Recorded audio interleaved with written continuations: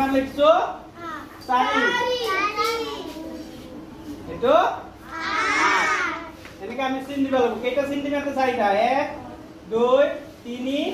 4 এটা কেইটা দিম কেইটা চিন দিম 8টা 1 2